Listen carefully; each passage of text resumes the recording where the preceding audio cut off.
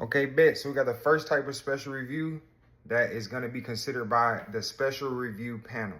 There are three ways and reasons for why an inmate special review would be seen by a special review panel. First, if there has been new information not previously available. Now, this sounds like it could be anything. Oh, I completed a new certificate and they didn't know I had the certificate, but since they didn't set me off, I didn't complete the certificate. It's not all of that. So tune your ears and pay attention, okay? Very narrowly, very specifically, this only applies whenever there has been new information coming from the court or from the victim, okay? And again, new responses coming from the trial court or from the victim, if there's been a change in the inmate's judgment or their sentence, or if there's been an allegation that the panel committed an error of law or of board rule. Hold off on that last part right now. Just focus on what I'm saying about new information not previously available. That only applies if it's coming from the trial court, from the victim, or there's been a change in your judgment or your sentence. If it's not that, don't try to make it that, okay? Second option for obtaining a special review panel vote. Okay, when we say panel, in Texas, for the most part, people are being voted on by, say, the Austin board office. That's going to be 3 different voters who got to reach a 2 out of 3 decision to grant parole, okay? So if one of those 2 out of 3 who denied parole says, hey, I changed my mind. I thought about that case, it's been on my spirit, and I changed my mind.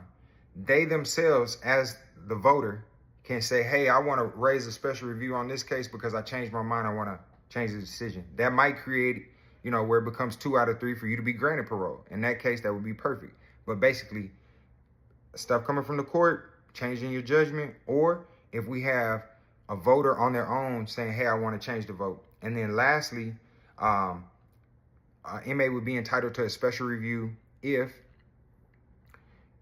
the majority voters on their case who denied them, 2 out of 3 that denied them, are no longer on the board or on that panel, and we have new voters there, then they're entitled to a special review on the basis of, well, hey, the people that denied me, they're not even in that position no more. It's 2 new voters in there, and I'm requesting a special review.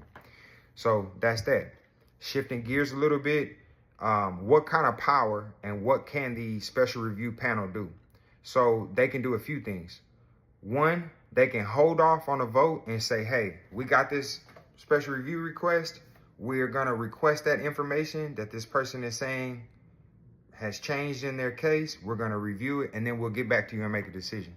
2, they can vote to say, hey, we got all the information. We reviewed everything, and we're going to basically uphold our previous decision. We're going to keep everything how it was and maintain the original decision.